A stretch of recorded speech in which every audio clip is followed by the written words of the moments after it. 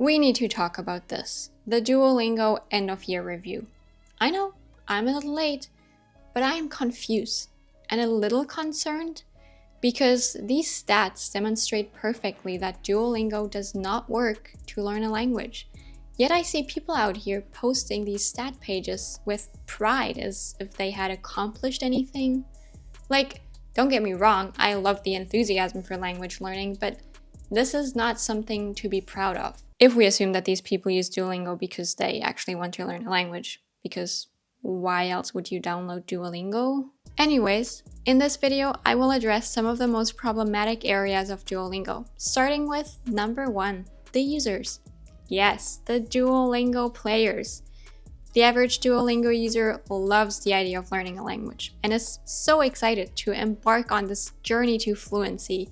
They can already imagine themselves chatting away fluently with natives on their next vacation and watching movies and TV shows without subtitles. Here's the catch though. The vast majority of them do not want to actually do the learning part. You know, the part where you need to put in time and effort to start building a vocabulary, to get an understanding of the grammar, and so on. The part where you need to engage with the language in more than just the most superficial level imaginable. To learn a language, you need to engage your brain in activities that help develop language ability for a sufficient amount of time over a long period of time. Based on how much Duolingo users love their streaks, it seems like they got the over a long period of time part down. But spending only 5 minutes a day on Duolingo is not going to cut it. Which is why screenshots like these are so confusing to me. You're telling me that this person, who, by the way, has a 3-year streak, is in the top 3% of learners on Duolingo, with 1,200 minutes spent for the entirety of the year? But 1,200 minutes isn't that bad, right? No, yeah, it's pretty damn bad. That comes out to an average of 3 minutes a day. 3 minutes a day is not going to make you fluent, even if you keep doing it for another 3 years. And even if we gave them the benefit of the doubt and assumed they used some Duolingo gimmick to freeze their streak for like half a year, that would still only increase the average to 6 minutes a day. And that is the top 3% of learners. What about the other 97%? I found another screenshot from someone in the top 0.1%, and this 2100 day streak aside, is a stats page where I believe that this person actually wants to learn. 9,500 minutes comes out to roughly 25 minutes a day, which that is a good amount of time to be learning a language. But why are we still using Duolingo after 6 years? The Duolingo user is of course not the only entity to blame in this equation, because problem number 2, Duolingo prioritizes gamification over actual learning. And they're pretty damn good at it. I mean, have you seen Duolingo? Their marketing is on point. Honestly, who wouldn't want to check out what this is all about after watching an ad like this? You enter the app and you are greeted by cute, lovable characters. You can add friends to do language challenges together and celebrate each other's wins. There are leaderboards to keep you extra motivated, and daily quests that, if you finish them all, will reward you with a badge at the end of the month. They have fun little language mini games and an XP track, and you can collect gems and so on and so forth. You get the idea. It's basically a game. And these features are designed to keep you hooked and coming back for more. Here's the thing though, none of these features are required to learn a language.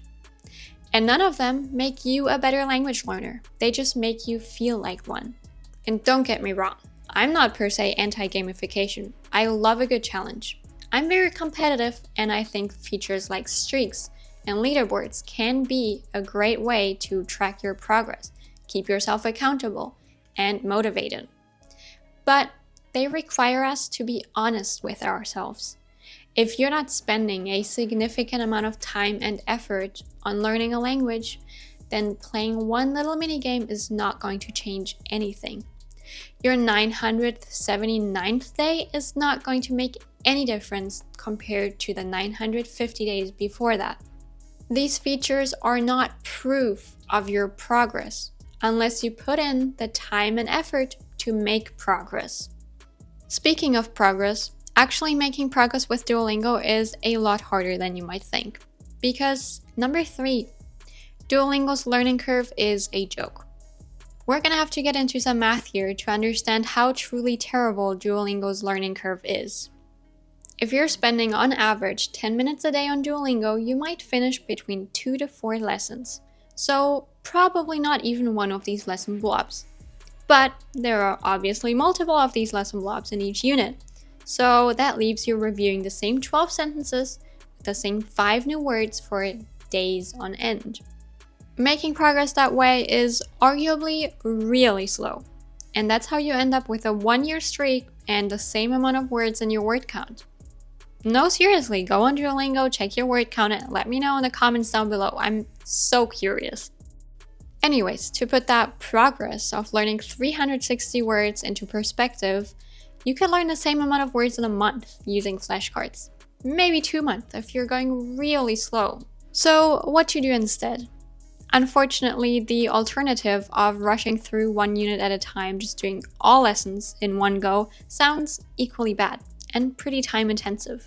Because instead of seeing those few sentences over the span of a few days, you're now confronted with the exact same sentences, reviewing the exact same vocabulary in a matter of minutes. Personally, that also sounds mind-numbingly boring. So here's a pro tip. Don't use Duolingo? Just kidding. We'll get to that one in a second. If you must use Duolingo, let go of your perfectionism, go against everything Duolingo wants you to do, and test out of units. Finish 1 or 2 lesson blobs, then test out. Use notes, use a translator if necessary, but do not do them all. You'll forget things, sure, but you'll forget things even if you review them 7 days in a row.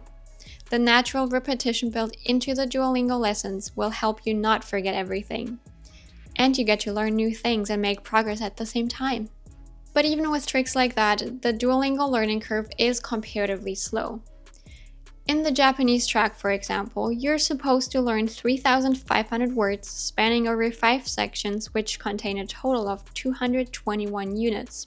If we assume that you are a serious learner who does 1 unit a day with 1 review day a week, maybe 2 lazy days a month, and an additional 10 or so days you skip for holidays or family matters or whatever, you end up finishing the Duolingo Japanese track in roughly 9 to 10 months, which honestly is not bad at all. Compare this, for example, with the Migaku Japanese course. It was specifically designed to help you learn over 1,500 words and 300 grammar structures in a step-by-step process over the course of a couple of months. And you're at a fairly similar learning rate, in theory. The first, very apparent problem is that the average Duolingo user keeping up with that learning rate is so far removed from reality that I'm not even sure why I'm humoring this idea. But if we assume a slower learning rate, such as a unit every other day, or even worse, 2 units a week, suddenly we're talking 2 to 4 years to get through beginner Japanese learner content. That is a long time to be stuck on an app that is ran by a green owl. The second problem is that not all learning material is created equal. And that brings me to problem number 4 with Duolingo. The actual content is not that good. As I mentioned earlier in the video, to learn a language, you need to engage your brain in activities that help develop language ability. Such activities could be doing grammar exercises, or talking to a tutor, or writing down the lyrics of a song, watching a movie, playing a game, doing a crossword puzzle, listening to an audiobook, doing online shopping, chatting with a friend, writing a poem, reading a manga, writing a hate comment. The possibilities are endless. Of course, some activities are certainly better suited for that task than others, but what is definitely not going to be effective is not using your brain at all. And I would argue that a lot of the Duolingo activities actually fall into that category, if not at least very close to it. Most of them are just way too easy to be useful. I mean, word translations with laughably obvious options, like why am I given 3 options and 2 of them make no sense at all? Why are there some questions that are just so incredibly obvious I don't even need to know the language? I mean, make it challenging, make it engaging. Like the task where you have to type or speak from memory, that one's great because it actually tests your knowledge. Obviously, the complete lack of explanations about how some things in some languages work is not exactly helpful either, leaving the user guessing and confused. And I understand grammar is not everyone's cup of tea, but at the end of the day, grammar is the skeleton that gives our words structure and allows us to form sentences. This doesn't even necessarily require an in-depth, multi-paragraph analysis for every piece in a sentence that you come across, but a little note explaining what gender is in Spanish and how vowels change in Turkish according to certain rules and how Japanese verbs conjugate would be pretty damn nice. Duolingo may be a little slow and also have a bunch of gimmicks that aren't that effective, and it's obviously not a full course, but at least it's free, right? Yeah, that brings me to problem number 5. Duolingo is honestly kind of freemium now. You know how in language learning you make mistakes and you forget things, but then you review them and you get better? Well, Duolingo now punishes you for making too many mistakes. I mean, they always kinda did, I guess, but they recently removed a feature where you could do practice lessons to regain your hearts. So now you're stuck either waiting for 5 hours to regain a heart or paying in-game currency, or just not making mistakes, I guess. Personally, I would also not consider having to watch a 40-second ad every time I finish or quit a lesson as particularly free, especially when a lesson takes 2 minutes to complete. You're spending a quarter of your time on Duolingo just watching ads. That is ridiculous. And because it is, here's a final pro tip. After finishing a lesson, you can just close the app as the ad is playing and then reopen it, essentially skipping the ad. You're welcome. Let me know your thoughts on Duolingo down in the comments, and consider subscribing if you're curious to find out about Duolingo alternatives that I will present in an upcoming video. Thank you for watching, and I'll see you in the next video.